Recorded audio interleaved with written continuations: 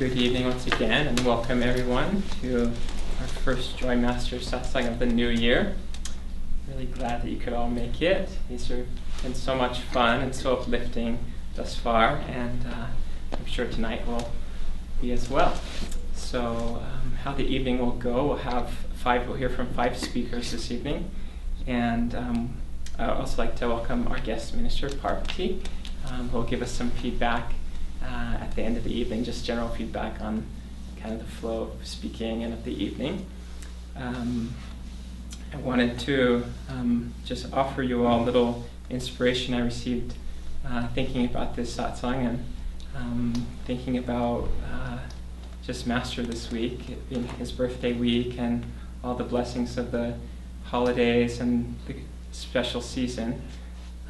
I was thinking just how powerful Master's presence is, especially just after our ceremony over the weekend. And just thinking how great he truly is as an avatar, guiding our lives, with us in everything that we do.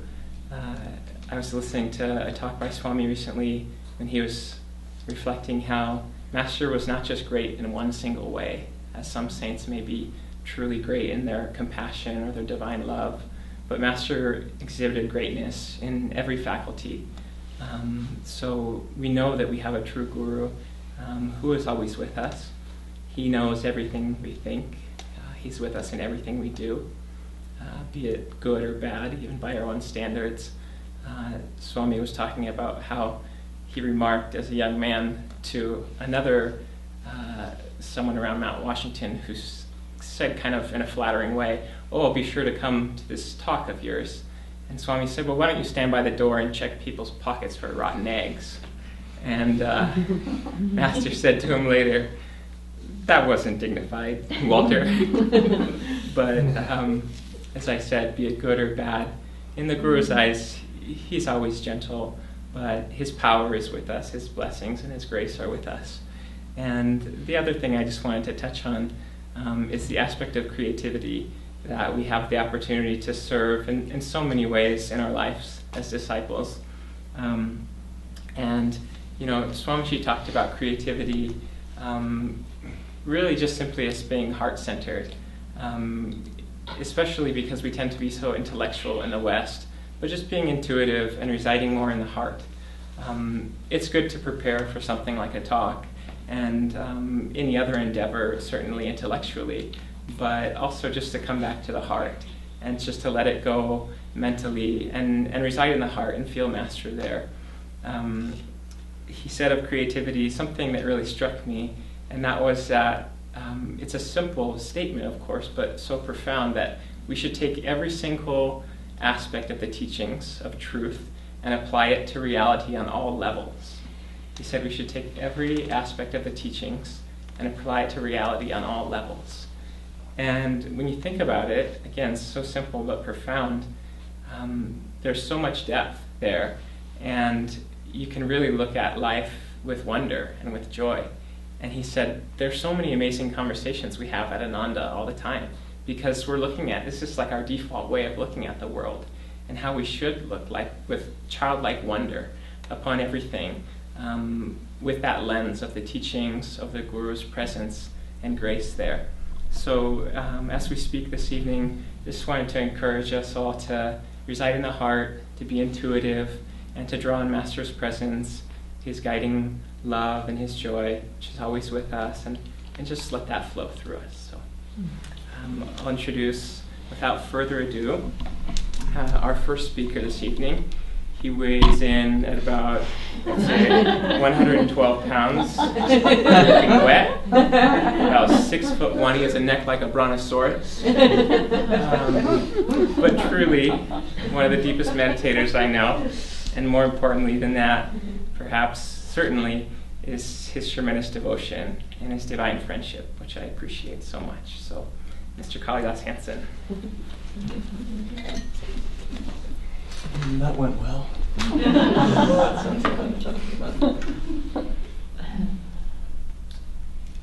Thanks all for coming, and I'd just like to start by saying Swamiji said when somebody asked him, how do you prepare for a talk? Swamiji said, well, I don't necessarily prepare a talk. I don't prepare an outline usually. I prepare myself. I get in tune. I calm my feelings and I tune in to what is right to say today. And so what I'd like to speak about is the art of, or learning to listen, the art of listening. Because that is really, I think, the definition of attunement in a nutshell is how do we listen? How do we hear the voice of God guiding us? And how do we tune into that? I had an experience when I first came to Ananda, and that was with a woman who was in the Karma Yoga program with me. And she said one day in a class, I knew that I was supposed to be part of this path when Master started coming to me in my meditations. And then I wasn't sure still. I would see Master and I would kind of wonder, but then he started bringing Babaji with him. And I was sitting kind of next to her being like, yeah, right. I just felt it was an icky feeling, you know, when you feel judgments towards other people, it's not a good feeling. But later in my meditations, I was thinking, I felt Masters sort of gave this thought to me. If you doubt that Babaji and I would come to her, you're basically doubting that we're going to come to you.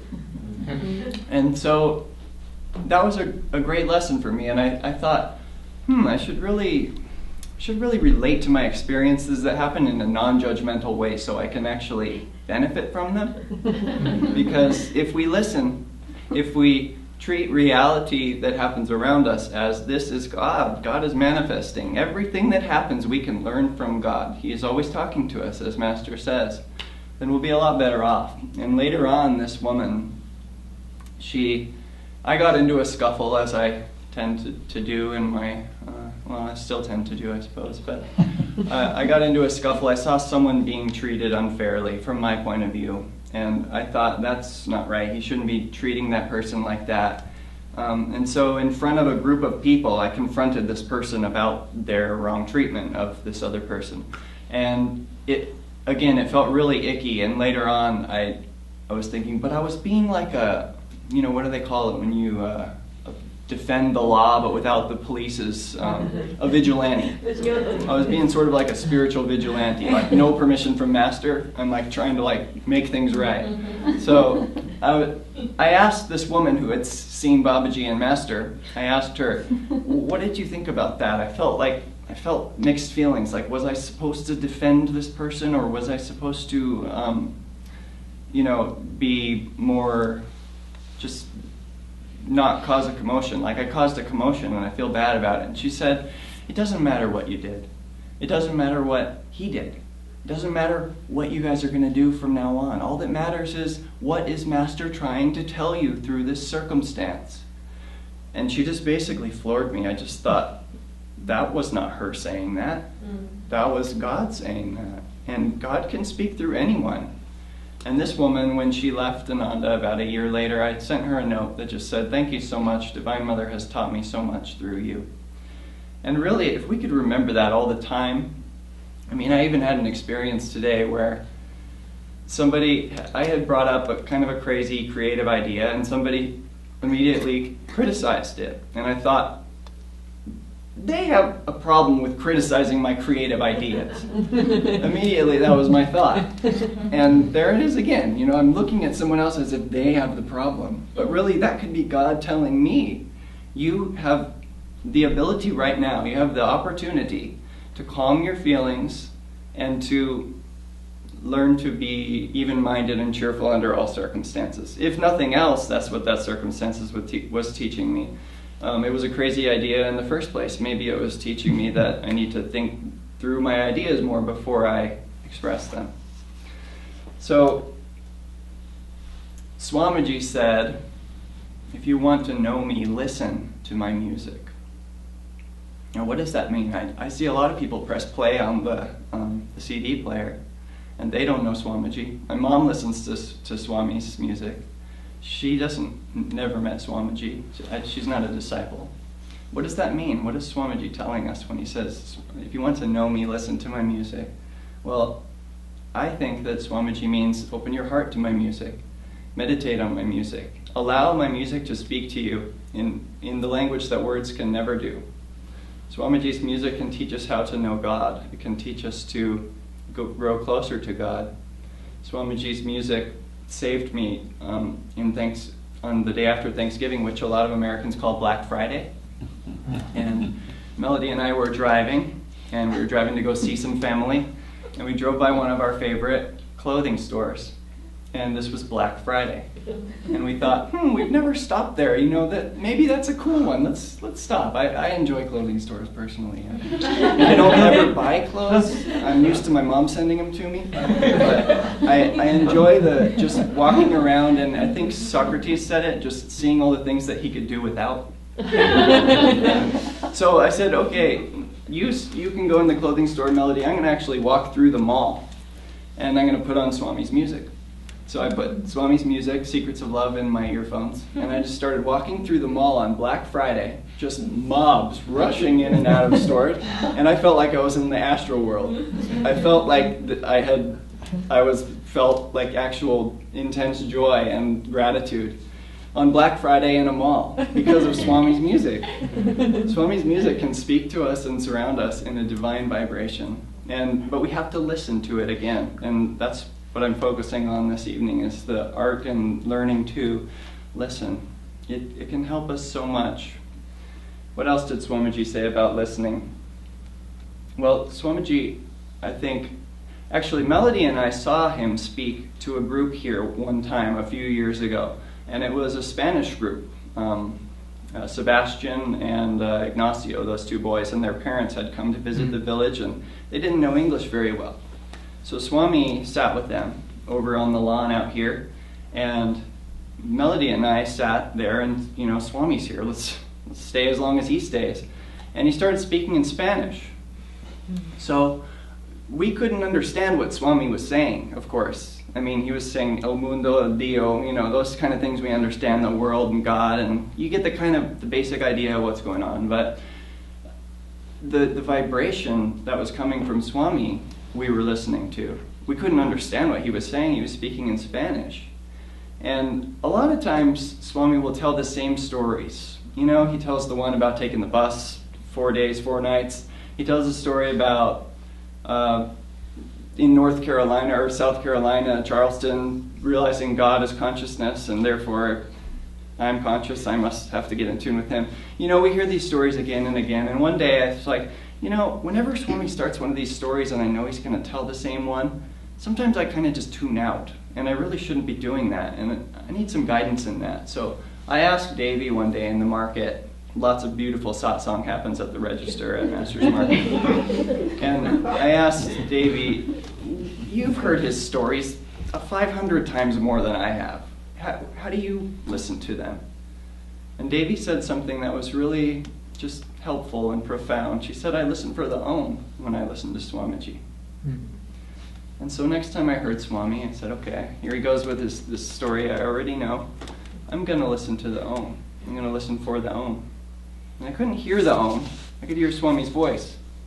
But what is Swamiji coming from? He's in tune with the Om. Swamiji is tuned in with Ananda, which is ever new, ever conscious, ever existing bliss.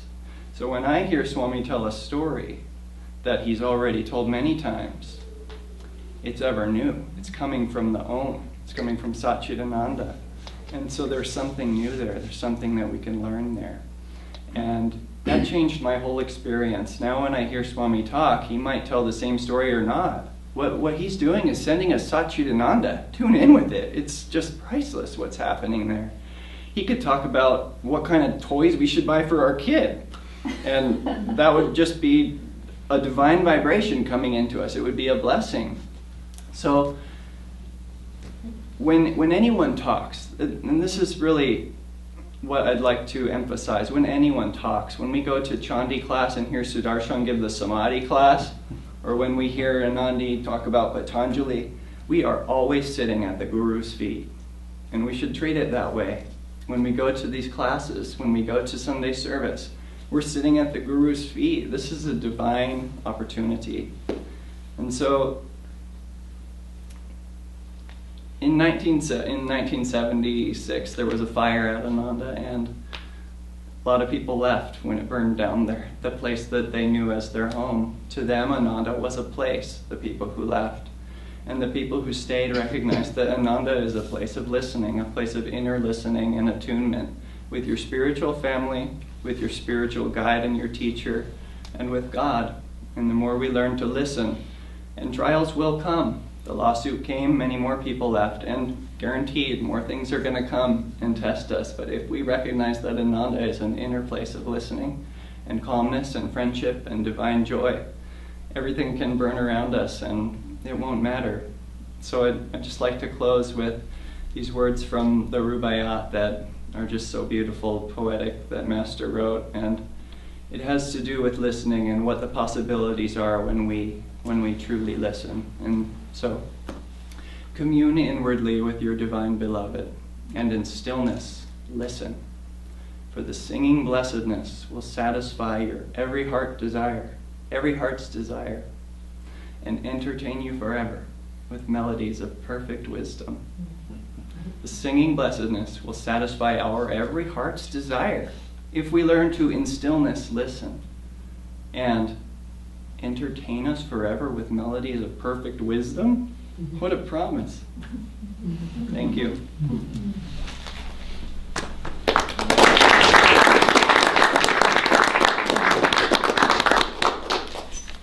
Thank you, Kalidas. Our next speaker this evening is an exceptional young man. He is, among other things, the water czar in training here at Ananda Village. He looks wonderful in a turtleneck. And you might say he's the monk with the most depth and sincerity, that is. Welcome, Dhyan. It's actually a half turtleneck, but we won't go there. Good evening, everybody, and thank you for coming. If I considered 5 years ago that I would be if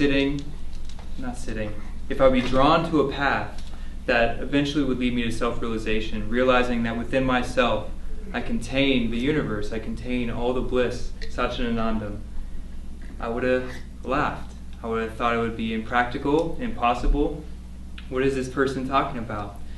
And the thing that's amazing is that over time, I'm realizing that through this path, through these techniques, through the grace of the Guru, we have the opportunity to really discover within ourselves everything we've ever been seeking. Like that beautiful passage that Kalidas just recited, that it will satisfy every heart's desire when we tap into that source within us. I had this experience earlier before coming to the path, this particular path, and it dates back when I was a young kid, and my father told me that if I went outside and picked a seeding daffodil, you know how the daffodils, dandelion, and you know how they become those little balls of seeds just ready to be blown off in the slightest wind. And he told me if I went out there and picked them and in one breath could blow off all the seeds, then a wish would come true. And so it was kind of like a birthday wish. I had multiple birthday candles on that grassy field.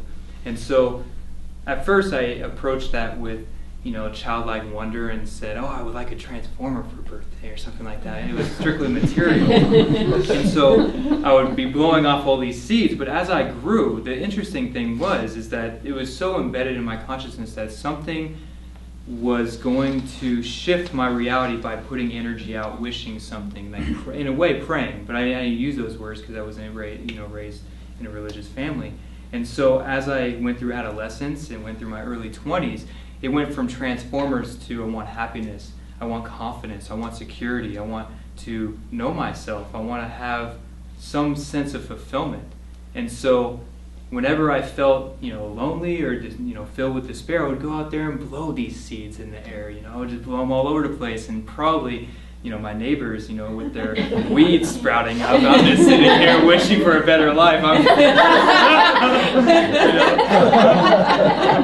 They definitely made some money on the weed repellent that year. So, and at that time, nothing really resulted in my life. And in a way, I didn't necessarily lose hope because it wasn't so much of a spiritual practice.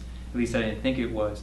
And right when I got onto the path and became really seriously on the path and realized that I want to live for God, I want to go within and realize my divine potential, I was sitting out in front of my father's house in Belmont, which is in the Bay Area. And it's a really green area. And my dad lived actually in a place called Belmont Canyon. There's this rolling canyon. And I was out there warming up my car, windows down, just out looking the canyon. And I was sitting there just really starting to feel, for the first time, a sense of peace.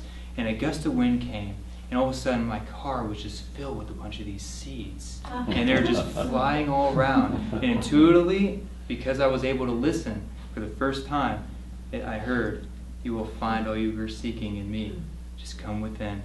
And that really blew me away, because at first, it blew me away later on, because as I reflected on that situation and that experience, when I was blowing those seeds off initially, every one of my desires contained a uniqueness, at least what I thought was unique. It had this different color, it had this different expression, and I thought they were different within themselves, separate, because I was coming from a place of ego. Everything was seen as an individual uniqueness. And the fascinating thing is that experience taught me that all these desires that we carry, all these different expressions they may have, really boil down to, as Swamiji says, a quest for joy. That we're seeking that we're trying to reunite ourselves with that divine potential within ourselves, and that will cure all, and it'll be the end all. And so the interesting thing is about that with the desires is that typical desires in the world, because they're coming from a place of ego, we see things as unique and different, but also because they are different, we're required to chase out, like we put something in it. Let's say if I want a new car, right? And I think this new car is going to bring some sense of joy. I need to get that specific car that I'm expecting to get that joy from. So it really limits and creates this tunnel vision. And I kind of become almost compulsive, and I eliminate any other opportunities. And so life, coming from a place of desire, I'm just chasing one desire after the next, and it's pretty exhausting because we're not really getting anywhere. We think we may attain what we're really looking for, but it eludes us because those things, those material things, quickly fade. And so they're hopelessly dissatisfying. And the funny thing about the underlying intention behind all of our desires, I was reflecting on Swami's life and how Swami, before he met Master, he was seeking truth desperately. And everything he did, it was truth. He searched it in politics, he searched it in the sciences, the arts, astronomy. And it takes a really refined soul, I feel, to really know that intention that, okay, I want truth. What can provide me with that truth? It's not so much like, I want to learn about astronomy, I want to learn about politics, like so many people do, and then they just get stuck in that one lane highway and they eliminate anything else. And so he knew he was seeking truth, and all these other, when he delved into those subjects, he quickly realized, this isn't truth. This isn't really where I'm coming from. This isn't offering me what I'm looking for, until he met Master. And so when he came to Master, he brought him onto this path of self-realization. And there, within these teachings, within these techniques, within the grace of God, he found what he was looking for. He found the truth, and it satisfied everything that he had hoped to find on the external. And so it's amazing to really approach life with that understanding and that place of refinement, that it really is just a search for truth. It's a search for that joy. It really eliminates, and it kind of helps us to decipher, where are we going to put our energy? Because if this one thing, though in a worldly sense, may be perceived as something that brings happiness, but if I experience it, it doesn't bring me joy, I don't want anything of it. I don't want it. Even if I don't even see it to fruition, like a certain job or something like that. Like, yeah, man, I would love to be head of the corporate world. Then I start moving that direction. Like, wait a minute, this is making me feel a little icky. What they're trying to teach me is not following Dharma or whatever. And it's creating this in harmony. We can gauge that earlier on before we waste many years or much energy or anything else. So And especially being here at Ananda, where we have these techniques, where meditation is a intricate focus in this lifestyle, we discover truth every time we sit down to meditate. And we sense within our soul that, oh, it's God within us. That is the truth. That is the love that I'm seeking. And through these techniques, like Kriya is amazing, because we're able to, like Devarshi, when I was going through a tough time, he said, practice Kriya whenever you're going through a tough time on that specific issue. Try to raise a specific issue that's wrapped up, that has energy invested in that issue, and raise that up and offer it up for purification.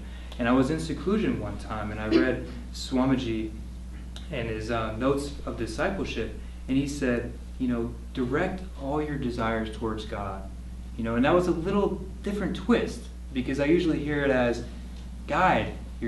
offer your desires up to God. And at first I was like, yeah, okay, that sounds like a good idea, but then what am I going to get in return? I'll give them to him, but what happens with that? It's like, but direct. It's like, that really touched me. And it's like, oh, if I just, all these samskars that are seeking out fulfillment in various means, in various fashions, if I'm just able to contain that, withdraw it, bring it up, and offer it, and seek that fulfillment, like actively seek that fulfillment, it just made the world a difference. So I just want to conclude with just pretty much that we have everything at our fingertips here. We are blessed to be on this path. We are blessed to have the grace of the Guru. And these techniques, though it's not wholly about the techniques, it really helps us to awaken our awareness of that energy and our control of that energy. I was originally going to talk about each one of the techniques, but 10 minutes is a pretty brief time in eternity. So I decided to drop that, but practice your Kriya.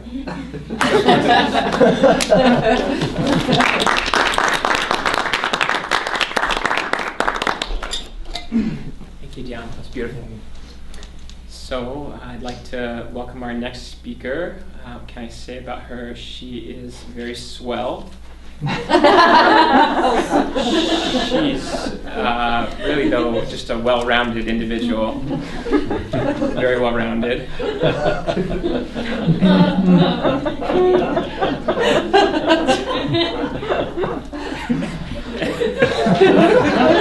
And in all seriousness, Melody is our next speaker. She is a dear friend, and I have the great pleasure of working with her sometimes. She's one of the most wonderful and dynamic young teachers that I know of. Excellent, just all around, like her husband, her dedication, her devotion, and her friendship is so inspiring to me. So welcome, Melody. You're not going to tell them how much I weigh? No. Make sure you get a wide ankle. These are going to be a lot of fun to look at down the road later on. So when I was thinking about a topic to speak about, I found it challenging to just choose one, because there's so many aspects of our life that we live that I find to be very inspiring. But like many of the first Joy Masters speakers, they talked about their spiritual upbringing. And so I thought I'd do the same. And in particular, I'll be talking about mentioning three people who have been most influential in my life so far, which have been my father, Master, and Swamiji. They have all been like spiritual fathers for me. And my first experience with religion growing up as a child was I was attending a Catholic school with my siblings, and I found out later on that had much to do with our grandmother, who's a strict Catholic, and she really wanted us to be attending a school that included that in the curriculum. And so every Friday as a part of school we would go to hear a lecture by the school priest. And reflecting back on Catholicism and my small experience with it as a child, I see that there are a lot of similarities between how I feel with that experience and how I feel now with this path. And a couple of examples, I remember receiving my first communion in like grade 1, and we wore white, and I felt very pure and sacred, and this open-hearted feeling in that ceremony, just like we do when we wear the white in Kriya and we go up for a blessing. I also really enjoyed receiving the Eucharist every Sunday, which I feel is like how we go up on at Sunday service and receive the blessing from Christ. And so as a child in the church, I didn't always listen to what the priest was saying, but I would often look up at the back at Jesus on the cross and start to have a little conversation with him and ask him questions and tell him my feelings and those sorts of things. But to my surprise, he didn't answer back. I had all these questions I had about life, and I wasn't getting a response, and that was unsatisfying and a little frustrating and confusing for me, because I knew that God could hear me, but why couldn't I hear him reply? And so later on, when I was about 11 years old, I think my brother and I decided that we didn't want to go to Catholic school anymore, and we got transferred to public school. And my dad, who's always been a very honest and spiritual man, felt that we weren't getting much out of going to Mass every Sunday as a family, and so we stopped going to that as well, and that really upset our grandma. But he found us a new church to attend, which we'd never heard of before, called Self-Realization Fellowship. And I remember it being very quiet and inward and sacred. It was a small chapel and book room in Vancouver. And I always remembered this organ music that was playing that just really touched my heart every time I heard it. And I found out later on that it was Master's Chants. And the people there, the members there, were really happy to see this small family coming to the Sunday services every week. And we really resonated with the chanting and the meditation at that age. And I wouldn't say that I was good at meditating, or what I say I am now, but I really loved the idea, just being 11 years old, of trying to get my mind to concentrate, learning this habit of watching the mind wander and then bringing it back. And I started to realize that when I could still my body and my mind, then I could start to feel a response from God. And it was new to me to receive that love and that presence. And so we attended these services every week, and throughout my teenage years, I felt very privileged to know that there was this deeper meaning to life that probably my friends weren't really thinking about. And I remember even trying to talk to my friends about it, my closer friends, but they weren't really interested. I said something like, "Oh my gosh, you know, the reason why Jesus is always looking upwards, it's because he's looking at the spiritual eye." And they were like, okay. After that, I kind of just kept it to myself. But throughout high school, I tried to do what my friends were doing, you know, get into different music, hobbies, sports. I tried all these things, but I was really yearning for something that would draw all of my energy and attention, and I couldn't find anything that was doing that. And I started to pray to God, I want a friend, somebody who I can speak to all the time, who's there for me, who loves me, who I can love back. And it was really only later, when I met Swamiji and came to Ananda, that I realized that friend I was looking for was Master, and he was always there. And I remember observing these beautiful gold-framed photos of the Masters at the SRF chapel and just thinking, wow, there's something so radiant and magnetic about these gurus. Who are they? And the first time I saw them, I felt so intrigued to learn more about them. Once I found out their names and what their sort of general messages were that they were giving, I just thought, these are the coolest dudes I have ever seen. And when I saw them sitting in lotus posture later on in photos and things, I thought, whatever they have got and achieved, that is what I want. And so I started to realize that there was this direction in my life that I was being guided to. And if only there were other people who were doing the same thing, if only there was a place where people were supported in these kinds of teachings. But there wasn't, so I sat on my bed every night and probably meditated for about 5 minutes. Not always meditating, often just wandering with the mind, but I was kind of doing it like Swami says, to keep your hat in the ring. And I was, part of the reason I couldn't focus was because I didn't feel supported, and also I had no altar. I would sit on my bed, which is where I sleep every night, so that I would easily go into subconscious. And also when I'd open my eyes, my walls were surrounded by photographs of other people. There was one picture of Master, but he kind of just waited there patiently, like, I'll wait eternity for you to seek me. And so when I did finally meet Swamiji, thanks to my father who found out about him giving a talk in Seattle, we drove 3 hours from Vancouver to go see him, and I'd never heard anyone speak like that in my life. He was so radiant, magnetic, energetic thing, and that was about 10 years ago, so he could stand on his own. You know, there was this huge power really flowing through him. And though I don't remember what the specifics of the talk were, the main things I remember were that he said, be positive about life, seek truth, and love God more deeply.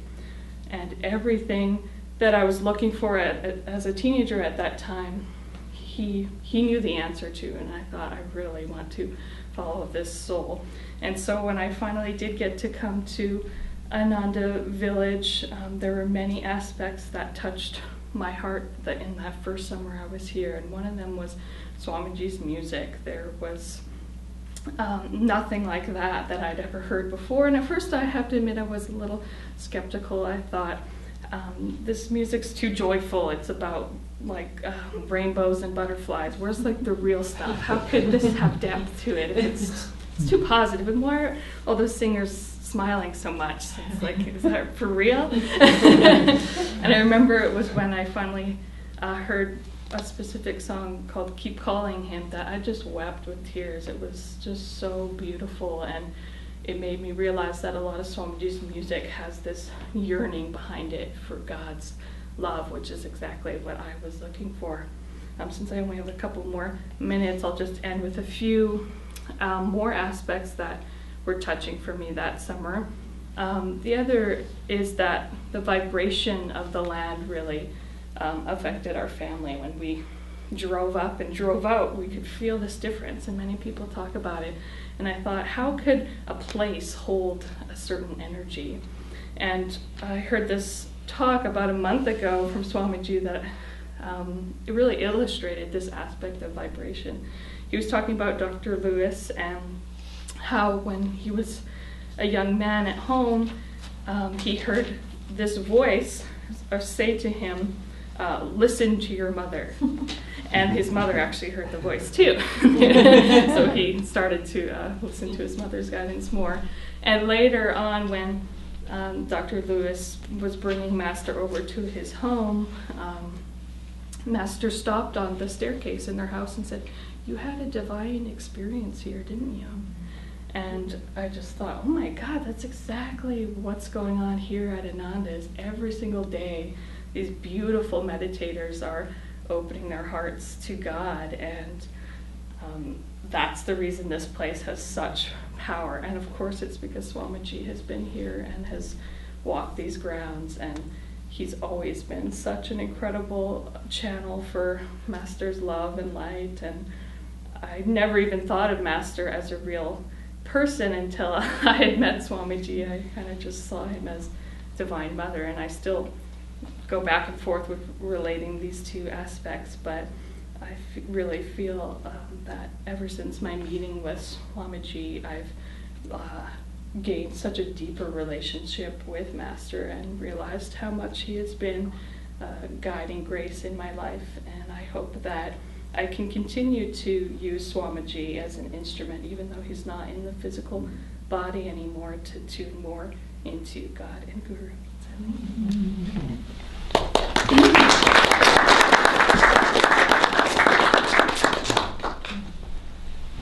Melanie, that was also very beautiful, inspiring.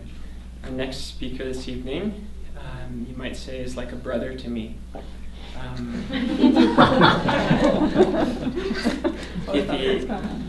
If he needed a nickname, which he definitely does not, and probably never does, it might be Mellow Yellow. And let's see, the serious part of what I'll say about him is that his humility and his wisdom is what makes my brother Kamran one of the individuals I respect and admire most. So welcome, Kamran.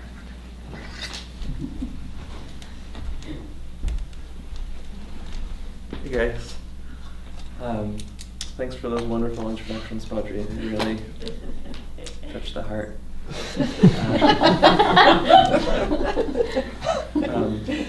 So, I'm not sure what I'm going to talk about yet. I love speaking at Joy Masters because I spend all day speaking in front of classes, usually kids, teenagers, and I'm always preparing something really specific, a math lesson, an English lesson, some secret lessons I want to slide in, and it's very planned, and there's an element of freedom and flexibility there, but it's not always a chance to experiment, and so I'm going to experiment tonight. And so I haven't prepared anything for you this evening.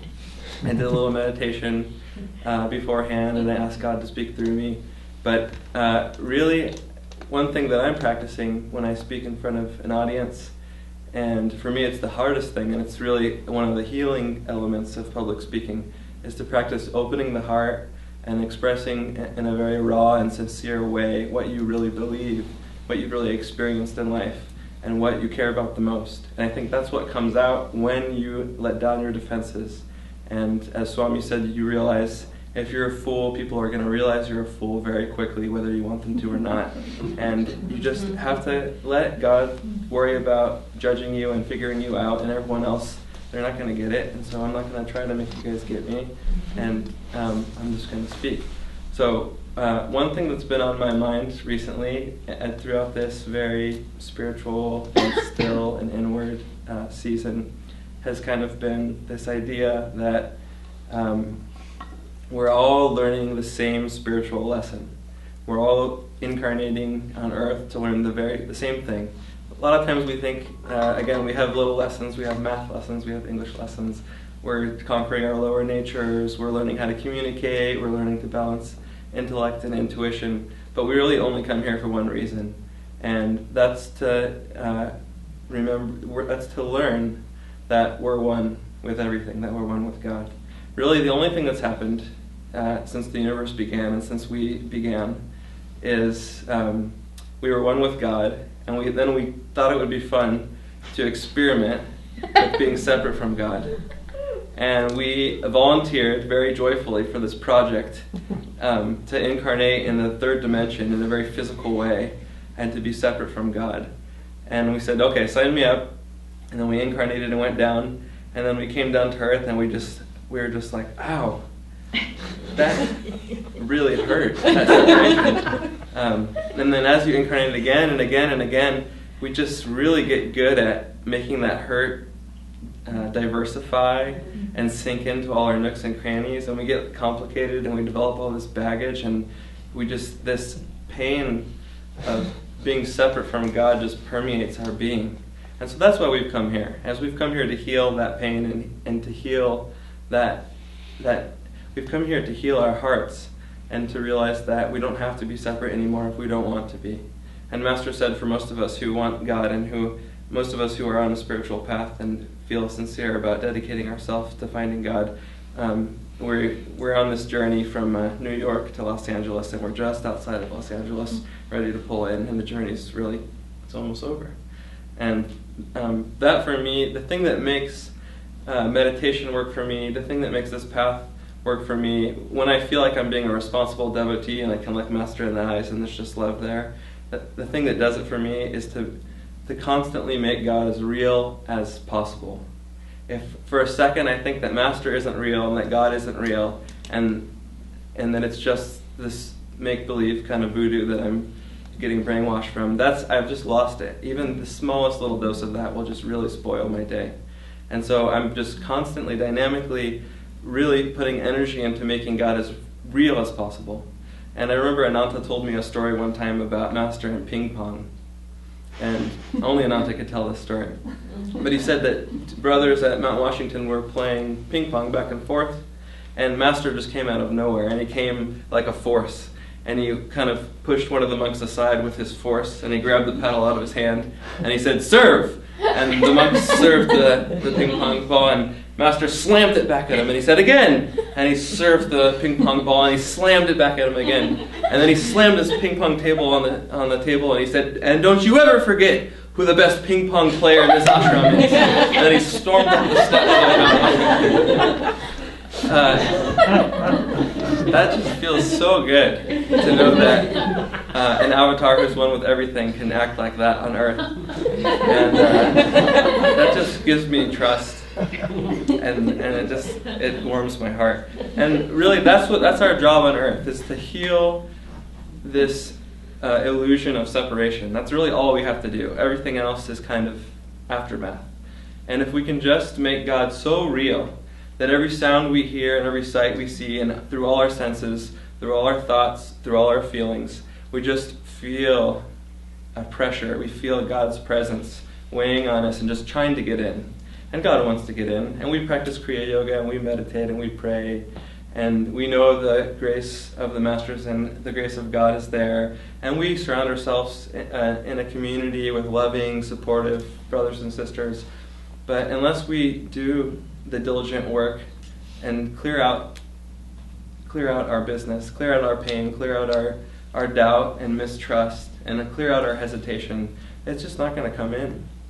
And it's sad. And the Guru does wait a long time for us to let him in. But he's there all along, and we just have to learn how to trust him, to trust that he's there. And that's why I enjoy public speaking, because it involves a lot of trust. Mm-hmm. When you stand up in front of people, and you can't think and speak, you just have to speak a lot of the time. And you can prepare as much as you want, but it might not come out. I've seen some impressive, well-executed speeches tonight, and I've just been really impressed with the caliber of speakers up here. I think there's some beautiful ministers in the making here. And I just feel for myself that in order to do anything in life and to do it well, I have only one focus to keep in mind, and that's my responsibility to master, to make God real. And when I look at people sitting in front of me, or when I go out into the world, when I look at nature, when I enjoy things, when I have likes and dislikes, I'm constantly trying to identify with the soul and not identify with the ego, and develop this beautiful perspective of long rhythms of eons. Everything is so temporary. The nervousness you feel before you speak is temporary, it goes away. Fear is temporary, it goes away. The happiness that you receive from a tasty bite of food, or something pleasant that you watch on TV, it just goes away. Life is so short, and yet the incarnations that we spend perfecting our souls is so very, very long. Life is so precious, and it can go by really, really quick, especially when you're at the end and you're looking back over your life. Those little moments that you spent and you chose to move towards God or away God, each little moment will seem so important when you're on your deathbed, when you're preparing for death.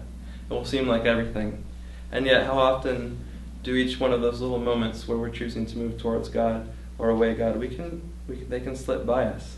If we really want to be free in this lifetime, if we really, really want to find God, if we don't have to understand, but we do want to love and we want to feel love, if we want to become one, we have to realize what a tremendous goal we've set for ourselves, and what type of effort will that take in this life. What type of energy are you willing to summon up every morning when you have to get out of bed, and every night when you have to lay down and surrender and give up everything?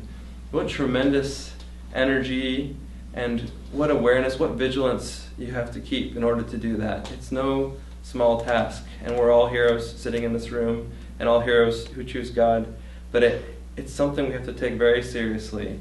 And one small slip, one small careless error can take you on a nice long roller coaster ride just to get back to that point where you began. And so if we really love God, and we really want to be with God, and we really want to end this cycle of separation and end this experiment of being separate from God, it can happen in one life. It can happen in years or days. The whole earth is changing. The whole earth is ascending, and we can ascend with it. It's a beautiful time to incarnate on earth. There's so much potential and limitless potential.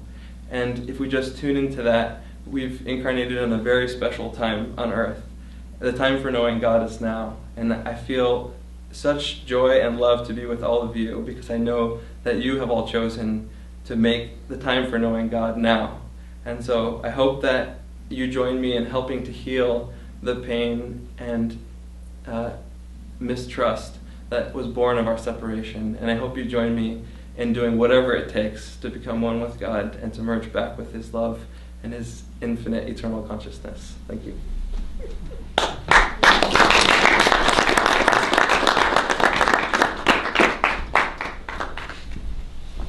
Thank you, Kamran. I told you he was wise.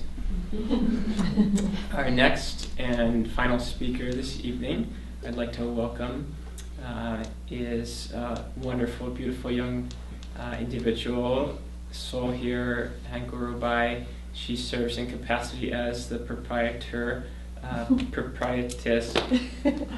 proprietizes Master's Marketing for us all.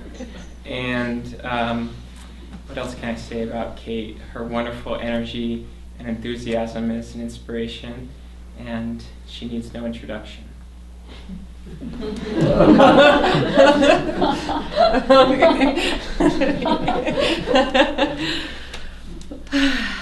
Okay. Hi, everybody. Okay. So I am sweating. I have a admission, something scary, something that that is not unique to me. It's a battle. We're battling, all of us. But I struggle with depression, and God, I was really praying and hoping that I wouldn't cry. I mean, that's all I was meditating on like for hours. Today I was like, please, Kate, don't cry. Get your message across. I really, I feel so thankful to have spoken after all of these great speakers today, because, I really prepared as much as I could and really just listened and tried to channel Master, and really just heard him through all of you, and I feel strength from that. And so here I am, and I am ready to really face my challenges, my weaknesses, the things that I have been hiding in the deep dark depths with my demons, and I'm ready to shed light on what I need to do in this lifetime. I'm here, like all of you are, because I've been called to end this, to end the separation, and to just stop living the double life. I feel like I live two different lives. The life that you all see, me, this is me, the enthusiastic, beautiful, joyful. I genuinely am interested in all of you, and I'd rather be. It's so funny that I said that, because I was like, I wrote pages and pages before I got up here, and I'm like, yeah, okay, genuinely interested in people are gonna. Why did I say that out of all the things that I wrote down? But yeah, I think people say when they come into the market, what a great space, thanks for the energy, thanks for creating this space. And I can feel that the energy that I've put into that truly is selfless. That is my one true sense of self that I can give, that I can serve God in this way. It's the one thing that really has turned things around for me, because everything that I've tried to do in life turns to trouble, or just I tend to get in my own way, and couldn't really believe that I am a good person or I am a child of God. I do know that within myself, within my soul, my true self knows that I am one with God. I've known that my whole life, just as much as I've known that I struggle with this problem. And since I can remember my first cognitive memories of that, literally, that separateness. Like all of a sudden I'm playing, I'm, 2, 3, I don't know, I can't even remember, just really first earliest memories where I feel joy and I'm expressing that joy and I'm playing with other kids, and then all of a sudden nothing's happening, no environmental issues, I haven't been kicked by another kid, nothing. All of a sudden I'm just running along and then I'm like, oh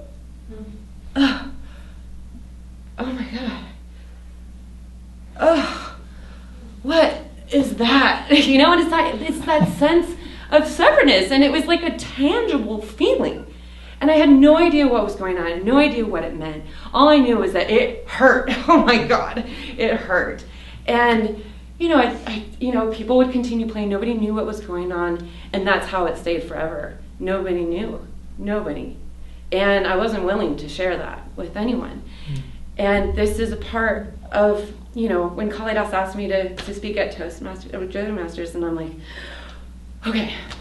Yes, because that was the first thing that came out of my mouth. I'm like, no, I can't do that one. I'm somewhere else, blah, blah, blah. Yes, I will do it. I will do it. I don't know what I'm going to talk about, but okay, I'm going to do it because something needs to be said. And I struggle through the holidays. I really try and feel the upliftment. I mean, when I first got here, the energy of this place, it buoyed me. I was at the worst of my depressive episodes, the worst major depressive episode I've ever had.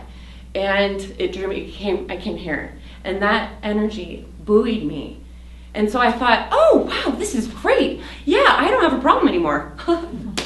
Yeah. Yeah, I'm meditating, I'm energizing, all these tools, all these techniques. I mean, I never have to be sad again. I mean, this is great. I mean, it's like it never even happened. And that was my thing, my mode is that, okay, that feeling, that pain, that whatever it was went away. And then I'm like, great, keep to my own, not have to worry about it again, whatever. But it was constant, always. I mean, throughout my life, I mean, my whole life, since birth, those are the first things that I remembered. And so here I am, 33. I live at the most magical, beautiful, wonderful place there is to live in the world. And I'm here, and I need to be here. And I feel like I need to share this because it's part of my growth. It's a part of my understanding that this isn't me. This is not something that I have to define myself by. This is just the delusion that I'm separate. It's not the truth. And yet,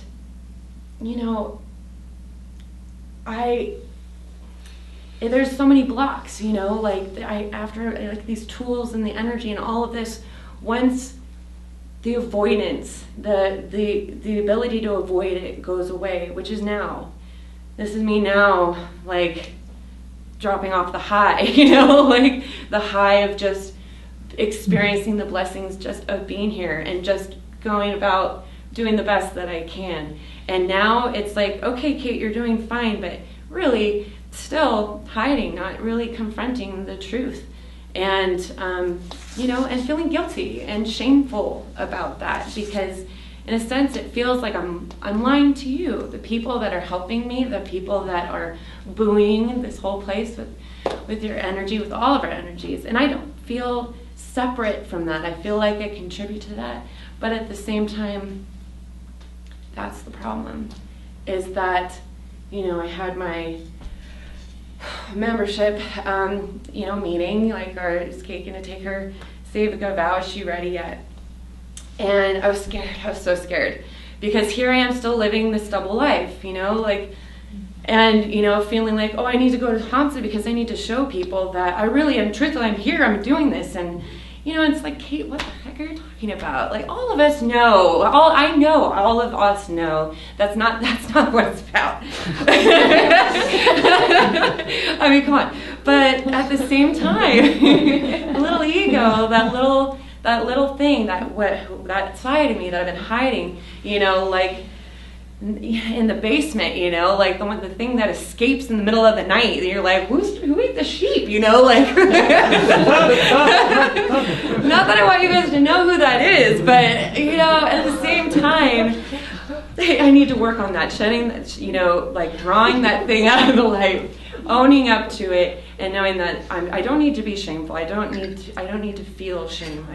I don't need to identify with that.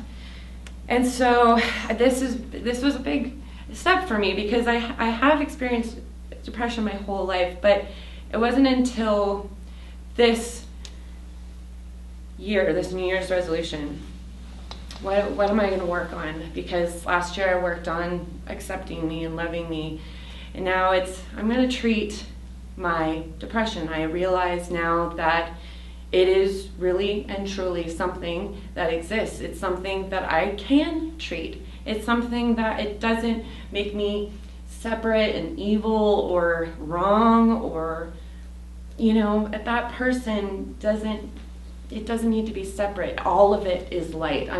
That battle is going to, if that keeps battling inside me, is actually a battle for a union. That union with those two spheres, those two polar opposites that in truth are the same and are blessed at being in union with God. And so I want to thank all of you here today in this room, and everybody who's hearing out there. This is a really great step that I am so thankful to share with all of you, and I'm not going to be afraid, and I am going to experience and feel the love of God every day, and to share with you. If you come up to the market and you ask me how I'm doing, I might just tell you. So be careful. You might, if you don't, just careful. I may actually tell you the truth, because that's the step now, is the real truth. The real truth. You are my family. You are my friends. You are people that I love. You are my guru bhais, everybody out there. And I am going to live the truth every day from this point forward. And I want to thank you, and I'm glad that we're all on this journey together, and I'm so thankful for all of you.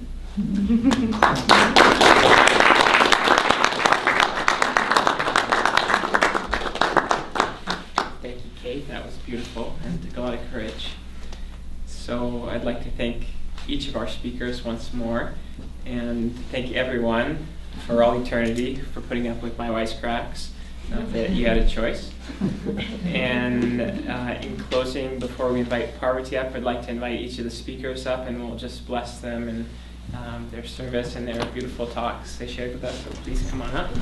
And let's just for a moment see each of these great souls,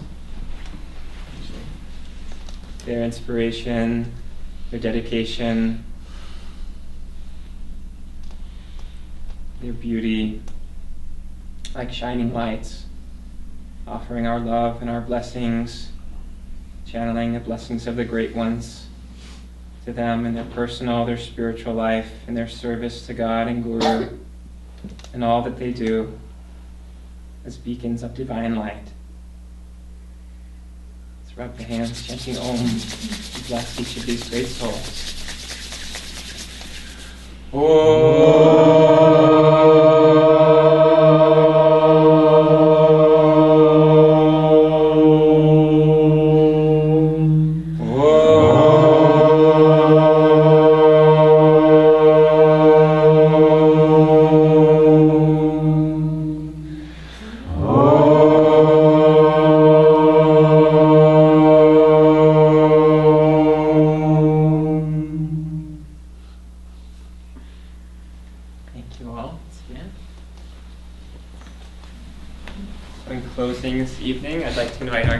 Minister Parvati up to offer some closing remarks and feedback.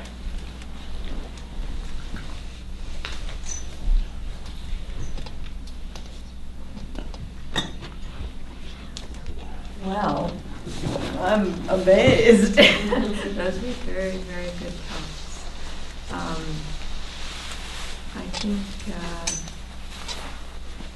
the thing that I think about giving talks and on any topic, inspirational, instructive, class type things or whatever, is that I've always felt it was such an incredible blessing, because you get to act as a channel for Master.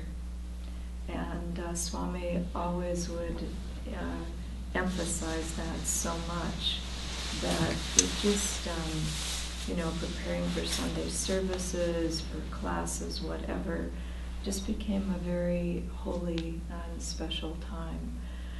I didn't always know what I was going to do, or, the talk wasn't like, oh, wow, it's just there, but just that feeling of, as you were saying, listening and being open and all of that being a channel. It's just an incredible experience. My own personal experience in that is that I never really thought of myself much as a teacher, but I knew I needed to do that to grow spiritually. Just, okay, get out there, just do it. And I ended up, as I think some of you know, I was living in a bus in the woods, right up the hill here, with no electricity, running water, nothing. And I moved to a mansion in San Francisco, 4.5 stories high, and I was in charge of it with Ram and Diana. And not only that, but we were giving Sunday services every week, and I had given 1 or 2 or no classes, nothing like that. And so it was just this launching off, but it was such I thought, I could do this. I could do, it's just like, wow, can I do this? Of course I can do this. But when you do that and you step out farther, from where you're comfortable, then Master comes through you. And you have to open to that because you can't do it. And so I think, for each of you, I thought the talks were all very well done. And I don't really have too much specific to say about that, although I do remember Swami said this thing about just public speaking in general, 2 things. 1, just feel like you're sharing with friends. Don't make a big deal of it. When Swami would walk into the room and it's packed with people, hi everyone, let's just cut the, just hi everyone, we're all friends, we're all here together, and that really helps. Whenever I've gotten nervous about speaking, I just think, just forget about it. It's just being with people. It's just giving them what you can of the vibration. So there's that part of it. And you just need to relax at a certain point. You can prepare. You prepare yourself. You prepare the talk. God knows if you ever use what you say, what you prepare. Because when you get in front of people, as you can feel, then it's about them. And it's about your being a channel to who's there. And always, as Swami has said many times, what do these people need to hear? On this topic that I've prepared for, what do they actually need to hear? And so sometimes it's a very different talk than you have prepared. And that's okay. But it's really important to do the preparing. You've got to have the base, otherwise there's nothing there, and people feel it. You need that real base of what you're going to say. In other words, put energy into it, and then you just have to kind of let go and see what happens, and really feel that it's a communication between you and those people that are there, not the individual personalities. It has to be bigger than that. It's about their souls and what they are really want, what you were talking about, what they really need and want from you. And it's not you, but Master coming through you. And the other thing is that, more specific, is that Swami said also in public speaking, you need to have the energy and the chutzpah to start off, enough energy, just keep it in mind. Enough energy to start off, and then enough energy and attunement to keep in tune as you speak. So that the talk doesn't just, and then, but it really, you're kind of feeling your way as you go. And I'm sure you've experienced that. But anyway, but to me, all of that it's just very deeply spiritual. And deeply a great, great blessing to be able to have the opportunity to have to give a class, have to give Sunday service, be in front of groups of people and be able to understand how to do that and be a channel for Master. And it's a great blessing. So anyway, but I am just thinking, wow, bravo to all of you. It was really well done, and just felt like it had already had that vibration. So, okay. So just one final time, I'd like to thank each of our speakers, all of you for coming and supporting us this evening. I think it was very uplifting, and of all the satsangs, just again continue to impress and inspire. So thank you to everyone. Thank you to Parvati as well. And let's just take a moment. We'll close with a prayer, just in gratitude for this opportunity together. Heavenly Father, Divine Mother, Friend, beloved God, Great Gurus, beloved Master, we bow to you all. Thank you for this life together. To serve in God. To love in God. To share this path. And to be your channels. We are thine. Ye thou ours. Om.